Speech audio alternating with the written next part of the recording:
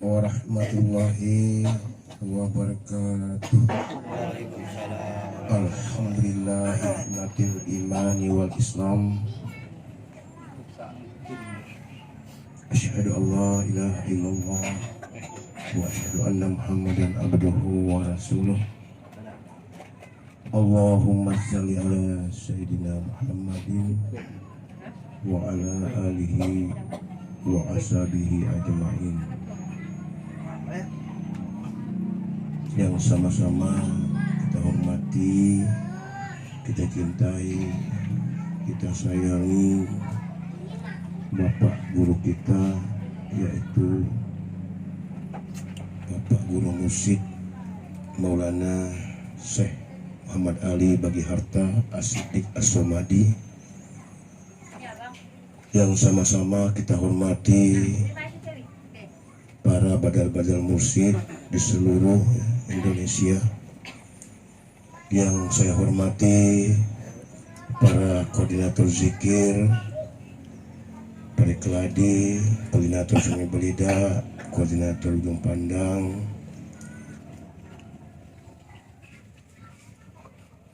yang sama-sama kita hormati Sahibul Hajat, Sahibul Bait, Bapak Nur Hadi beserta keluarga. Alhamdulillah, sudah sewajarnya selalu kita panjatkan puji syukur kita kehadirat Allah Subhanahu wa Ta'ala, yang mana sampai pada malam hari ini kita masih tetap diberi nikmat sehat, nikmat iman, nikmat Islam. Alhamdulillah wa syukurillah wa nikmat Allah. Salawat dengan salam selalu kita curahkan kepada baginda Nabi besar Muhammad sallallahu alaihi wasallam beserta keluarga, para sahabatnya dan pengikutnya sampai akhir zaman. Semoga kita yang ada di sini ya, menjadi pengikut beliau sampai akhir hayat kita, menyampaikan risalah, melanjutkan risalah yang beliau sampaikan selama hidup beliau, yaitu mengeluarkan manusia dari gelap gulita menuju ke terang menerang. Bapak Ibu saudara-saudari yang dirahmati Allah, sebelum jika kita mulai, izinkan saya menyampaikan beberapa hal ya, terutama untuk saya sendiri ya. Wa iza qari'al Qur'an fastami'u lahu wa ansitu la'allakum turhamun. Wa ma yantiqu la'anil hawa bal huwa ayatum bayyinatum fi suduril ladzina utul ilma wa ma yajhadu bi ayatina illa zalim. Iktamin khamsan qabla khamsin sababaka qabla haramika wa sihataka qabla sakamika wa kinaka qabla fakrika wa farabuka qabla sublika wa hayatika qabla mautika. Apabila dibacakan Al-Quran kata Allah, maka dengarkan baik-baik, perhatikan dengan tenang apa yang ada di dalam dada kita, supaya kita mendapat rahmat dari Allah Subhanahu wa Ta'ala. Allah melarang kita melalui firman-Nya dalam Al-Quran, jangan kita ikutkan hawa nafsu, karena nafsu itu cenderung selalu menyuruh manusia berbuat jahat. Bagaimana caranya supaya kita tidak mengikutkan hawa nafsu? Maka Allah jelaskan tentang ilmunya dalam Al-Qur'annya, bal huwa ayatum bayyinatum fi suduril ladzina utul ilma wa ma yajhadu bi ayatina illa zalim. Ini ilmu yang dijelaskan, alat untuk melawan hawa nafsu. Sesungguhnya Al-Quran itu ya, terdengar baik-baik, dengarkan baik-baik. Sesungguhnya Al-Quran itu bukan 30 juz ya. Ini 30 juz yang mengatakannya. Quran surah Al-A'raf, buka di sana. Menjelaskan bahwa 30 juz itu bukan Al-Quran. Sesungguhnya, lalu yang mana Al-Qurannya? Bal huwa ayatun bayyinatun fi suduril ladzina utul ilma wa ma yajhadu bi ayatina illa zalimun. Sesungguhnya Al-Quran itu adalah ayat yang nyata di dalam dada orang-orang yang sudah ditunjukkan, orang-orang yang berilmu. Jadi kita sudah tahu kalau Al-Quran itu ada pada kita, jangan lagi kita terpengaruh dengan 30 juz itu. Nanti kita jadi sombong, jadi angkuh, merasa hebat, pandai membaca, ingin mengikuti orang yang hebat, minta puji dengan manusia, jadi sombong lagi kita. Itu pengetahuan, itu adalah resep untuk menuju ke Al-Quran yang dibatin. Ya, kenapa demikian? Karena Al-Quran batin ini semua manusia tak kala nyawanya sudah di kerongkongan, diperintah Allah untuk membaca Al-Quran yang di dalam itu. Ikra kitabaka kafa binafsika yauma 'alaika hasiba, kata Allah. Ini 30 juz yang menerangkan. Nah, bedakan Al-Quran yang tersurat dengan Al-Quran yang tersirat. Yang tersurat itu penjelasan, yang tersirat itulah Al-Quran. Nah, jangan sampai kita nih masih terpengaruh, ya. Takutnya kita nih terpengaruh dengan bacaan, tahu-tahu sampai lupa dengan Al-Quran yang wajib kita baca tak kalah nyawa di kerongkongan. Bacalah kitabmu, kata Allah. Nah, kita udah lupa, padahal kita udah ditunjukkan. Bacalah kitabmu, ikra kitabaka, bacalah kitabmu. Cukup kitabmu itu, maksudnya itu diri, cukup dirimu sendiri. Maksudnya cukup kitabmu sendiri, kitab yang ada dalam dirimu menjadi penghisap terhadap dirimu sendiri. Nah, ini penting. Berarti nanti kita kembali kepada Allah membawa Al-Quran. Al-Quran inilah yang namanya agama. Alif Allah itulah yang namanya agama. Agama yang diturunkan Allah di muka bumi ini. Selalu kita jelaskan berulang-ulang melalui Al-Quran 30 juz itu menjelaskan sesungguhnya agama tauhid itu agamamu. Tauhid artinya satu. Alif itu satu. Agama tauhid itulah agamaku, kata Allah. Agama yang satu. Sembahlah Allah melalui yang satu itu. Nah, kalau kita tidak kenal yang satu ini, kita tak punya Tuhan. Kalau kita mengaku, oh saya punya Tuhan, Tuhan saya Allah, Tuhan saya Allah. Pertanyaannya, kapan kita menyembah Allah? Kalau kita pernah menyembah kepada Allah atau mengabdi kepada Allah, baru kita boleh mengatakan kalau kita punya Tuhan. Karena jelas dijelaskan dalam Al-Quran, innani anallahu la ilaha illa ana fa'budni wa aqimus salata bizikri. Ini pernyataan Allah. Allah menyatakan dirinya, sesungguhnya hanya aku ini Allah, kata Allah. Tidak ada Tuhan-Tuhan yang lain itu selain pada Allah. Dirikanlah sholat. Nah, sembahlah aku, kata Allah. Nah, bagaimana cara menyembahnya? Kalau kita punya Tuhan, berarti kita pernah menyembah Allah. Sembahlah aku, kata Allah. Bagaimana cara menyembahnya?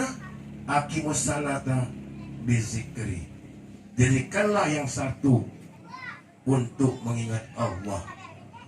Jadi kalau tidak punya yang satu ini, tidak boleh kita ngaku punya Tuhan. Ya boleh saja secara lisan, Tuhan aku Allah, tak ada lain selain Allah, la ilaha illallah, tak ada lain selain Allah. Boleh saja secara ucapan, tapi ucapan itu hanya diakui oleh manusia. Allah tidak pernah mengakui bacaan kita. Allah tak pernah mengakui apa yang kita lapaskan. Karena Allah sendiri yang menjelaskan dalam Al-Quran, wa in kunna an dirasatihim la ghafilin, kata Allah. Sungguh, kata Allah, aku tidak mendengar apa yang kamu baca-baca. Berarti Allah ini tak bisa dikelabui. Lalu apa yang dipandang Allah kalau bukan bacaan? Tetapi kesampaian kita dengan Dia. Bagaimana caranya sampai kepada Allah? Maka Allah ajarkan kepada kita. Pertama, cari ilmunya. Setelah ketemu ilmunya, baca kitabmu, baca ilmu itu. Utlu ma uhiya ilaika minal kitab wa aqimis salata inna salata tanha 'anil fahsya'i wal munkar. Kalau sudah ketemu ilmu itu, bacalah apa yang telah diilhamkan kepadamu. Itulah Alkitab. Itulah alat untuk mendirikan sholat. Itulah sesungguhnya sholat yang mampu mencegah perbuatan keji dan mungkar. Kenapa demikian? Karena Allah mengetahui apa yang kita lakukan. Kalau kita duduk di sini mengingat Allah, Allah tahu kalau sekarang kita berada di majelis zikir di taman-taman surga. Apapun yang kita lakukan, kalau kita ingat dengan Allah, Allah akan tahu apa yang kita lakukan. Sebagaimana penjelasannya dalam Al-Quran, waskuruni faskuruni waskurukum waskuruni wala takfurun. Maka ingatlah kepadaku, niscaya aku pun mengingat. Bagaimana cara ingat Allah? Ingatlah Allah sebagaimana kita ditunjukkan, ya. Waskuru kama hadakum, kata Allah. Ingatlah aku, kata Allah, sebagaimana kita ditunjukkan oleh Bapak Guru kita, ya. Jangan ingat yang di buku. Itu simbol. Yang aslinya wa fi anfusikum afala tubsirun. Yang aslinya ada dalam batin kita, ada pada diri kita. Yakin itu, ya, yakin. Apa kata Nabi? Barang siapa tidak ada satu huruf dalam jiwanya, seperti rumah roboh. Tidak ada artinya. Kita hidup tak ada artinya kalau pada akhirnya kita masuk neraka. Kita hidup bergelimang harta, jabatan ada, ya, segala-galanya punya. Tetapi kalau hidup kita berakhir masuk neraka, untuk apa? Tidak ada gunanya. Maka Nabi mengajarkan kita bagaimana cara untuk melawan hawa nafsu ini, ya. Nabi mengatur, ya. Diaturlah dengan sholat 5 waktu itu, supaya kita tidak larut hanya dunia. Jadi diadakanlah 5 waktu itu untuk melawan hawa nafsu kita. Dan Nabi juga mengadakan strategi, ya. Strategi bagaimana cara melawan hawa nafsu ini, karena ini dilarang oleh Allah untuk hidup mengikutkan hawa nafsu. Nah, kita diajar caranya, bagaimana caranya menyusun strategi itu. Karena kalau kita tidak punya strategi untuk melawan hawa nafsu, hari-hari kita itu habis untuk mengurus jahiliyah saja, mengurus jasmani kita saja. Carikan jasmani baju, emas, carikan perut makan, carikan jasmani jabatan, carikan jasmani wanita, carikan jasmani laki-laki, bikinkan jasmani rumah yang cantik, yang mewah. Habis umur itu kita hanya pakai ngurus jasmani ini. Nah, maka Nabi mengajarkan kita, ya, mengajarkan kita bagaimana menyusun strategi untuk melawan hawa nafsu ini. Nah, kata Nabi apa? Iktamin hamsan qabla hamsin. Ya, jaga, ya, pelihara, jaga masa muda itu sebelum datang masa tua, supaya tak kala kita tua, kita tidak lagi ada bahasa aku tak bisa berjikir jauh, aku dah tua. Nah, itu ternyata waktu muda tidak juga, karena bahasa ini tak akan lagi ada di sana. Maka kita diajarkan memang pergunakan masa muda kita sebelum datang masa tua. Sababaka qabla haramika. Pergunakan masa muda kita untuk mencari amal ibadah kepada Allah sebaik-baik mungkin. Wasehataka qabla sakamika, kata Nabi. Jaga sehatmu sebelum datang masa sakitmu. Jadi tidak ada lagi bahasa aku tak bisa zikir, aku ini sakit. Kan udah diperintahkan waktu kamu muda berzikir memang. Ingat emang Allah ketika sakit, ya Allah maklum. Allah Maha Pengampun, Maha Pengasih, Maha Penyayang. Tetapi kalau sehat tidak berzikir, sakit apalagi, bagaimana caranya Allah membela kita dengan iblis tadi? Kita tidak punya amal, iblis tak punya amal. Apa bedanya iblis dengan manusia kalau tidak beramal? Nah, bedanya kita dengan iblis itu ya amal. Karena amal itulah yang mampu mencegah perbuatan keji kita dan mungkar kita kepada Allah dan kepada manusia. Kita punya amal ya sulit kita. Allah tak bisa membela kita. Nabi juga tak bisa membela kita. Bapak guru musik pun tak bisa membela kita kalau kita tidak punya amal. Maka Nabi menjelaskan kalau ilmu tanpa amal itu dosa. Bukan dosa kecil tapi dosa besar. Wal amalu bila ilmi dalilus syadidu wal ilmu bila amali zambun kabir, kata Nabi. Kalau ilmu tanpa amal itu dosa besar. Tetapi kalau amal tanpa ilmu itu sesat. Nah, jadi sekarang kita yang ada di sini kita sudah punya ilmu, tinggal diamalkan dan istiqomah, kata Nabi, sampai nyawa kita di kerongkongan. Tuhan kita tetap Allah. Nah, ini tidak mudah. Ya. Wakinaka qabla fakrika. Nah, jaga masa lapangmu, pergunakan masa lapangmu sebelum datang masa sempitmu. Artinya apa? Kalau kita tidak ada kerjaan, jangan kita sibuk-sibuk menyibukkan diri yang tidak bermanfaat, seperti marah, memuji orang. Tidak usah kita gunakan masa lapang kita untuk itu, maksud Nabi. Nah, kita ada waktu lapang ya berzikir, atau kita duduk-duduk sir, ingat yang di dalam, supaya ketika kita dipanggil Allah kembali, ilmu kita benar-benar udah matang, udah masak, udah bisa kita pakai untuk kembali kepada Allah. Ilmu kita udah bisa kita pakai untuk membersihkan jiwa kita, supaya kita bisa kembali kepada Allah dengan hati yang puas dan bahagia karena diridhoi oleh Allah. Nah, itu maksud Allah. Tetapi syaratnya harus jiwa yang bersih, bukan yang kaya, bukan yang punya jabatan, bukan yang cantik, bukan yang jelek.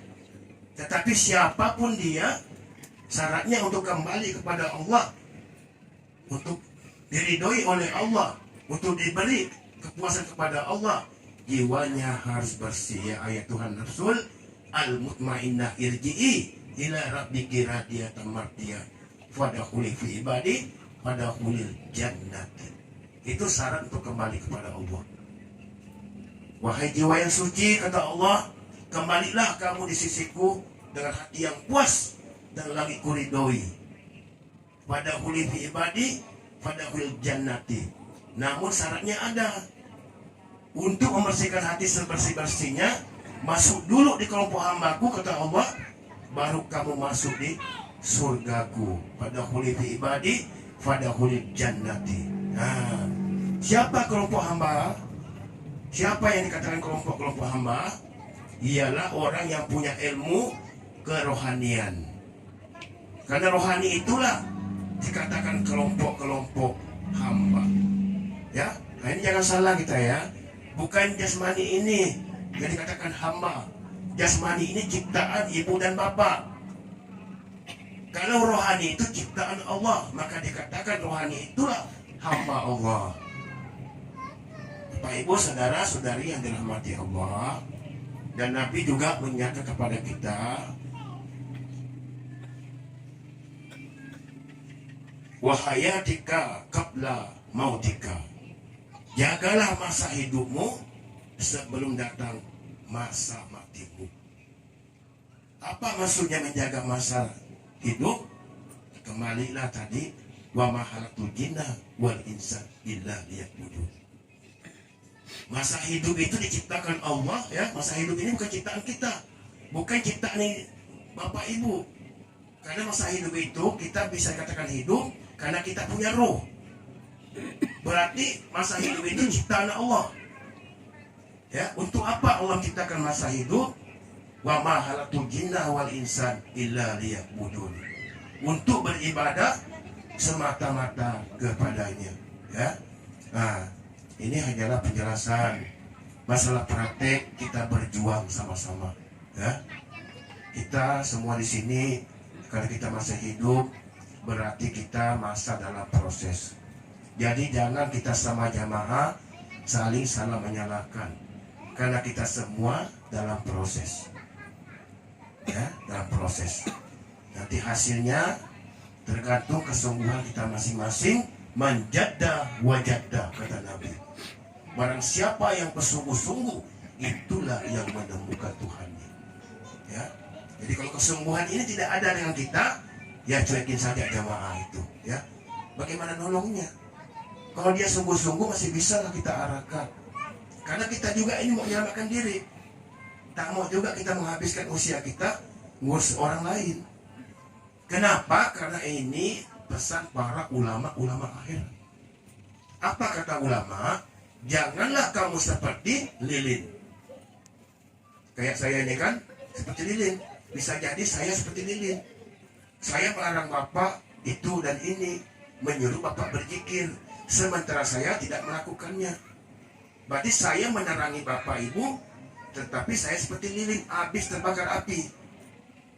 Janganlah kamu seperti lampu picit, kata ulama, menerangi orang sementara di sekitarnya gelap gulita. Janganlah seperti pisau laut, kata ulama. Pisau itu bengkok kayak gimana, didiknya bujur. Nah, kita tidak boleh seperti itu, ya. Jadi jamaah yang malas-malas itu bukan kita pelit, ya. Karena kita semakin hari sudah dekat mati. Tak ada waktu lagi untuk memujuk-mujuk. Ya, seperti ini saja kita saling mengingatkan saja, ya. Tapi diajak boleh. Tapi kalau bertingkah ya udah, berpalinglah dari orang-orang musyrik. Ini perintah Allah. Karena ketika Nabi Nuh itu beriman, istri Nabi Nuh tidak mau mengikut Nabi Nuh. Apa yang terjadi dengan istri Nabi Nuh? Nuh tetap dalam kapal, istrinya tenggelam. Apa kata Allah ketika Nuh menolak istrinya? Wahai Nuh, berpalinglah dari orang-orang musyrik. Jangan perhatikan, jangan saja tenggelam, kata Allah itu. Kan hampir mati juga Nabi Nuh. Kalau sempat Nuh larut kasihan dengan istrinya, ujung-ujungnya Nuh seorang Nabi juga celaka, meloncat di laut, ya, mengambil istrinya. Ujung-ujungnya dua-duanya tenggelam. Ya, jadi kalau jemaah bertingkat-tingkat itu udah jangan dipaksa. Nanti ujung-ujungnya yang hilang itu yang mengajak. Nah itu maksudnya. Nanti yang kembang wujud dari kita malah hilang. Ini udah banyak terjadi. Nah jadi udah, kita tetap berjalan dengan jalan kita. Karena setiap yang bernyawa pasti akan merasakan mati. Ketika mati itu datang, sedetik pun tak bisa diundurkan, sedetik pun tak bisa dimajukan. Artinya pergunakanlah masa hidup itu sebaik-baik mungkin. Jangan menunggu lagi, oh nanti mau mati baru beribadah. Jangan lagi seperti itu. Karena Allah udah ingatkan dengan kita, ketika mati datang tak bisa diundurkan sedetik pun, tak bisa dimajukan sedetik pun. Nah, pergunakanlah masa hidup kita sebaik-baik mungkin. Saya rasa ini dulu sebagai pengantar. Saya mohon maaf yang sebesar-besarnya kalau ada kekeliruan dalam penyampaian ini. Jadilah kiranya dibukakan pintu maaf yang sebesar-besarnya. Wabillahi taufiq wal hidayah. Assalamualaikum warahmatullahi wabarakatuh. Waalaikumsalam.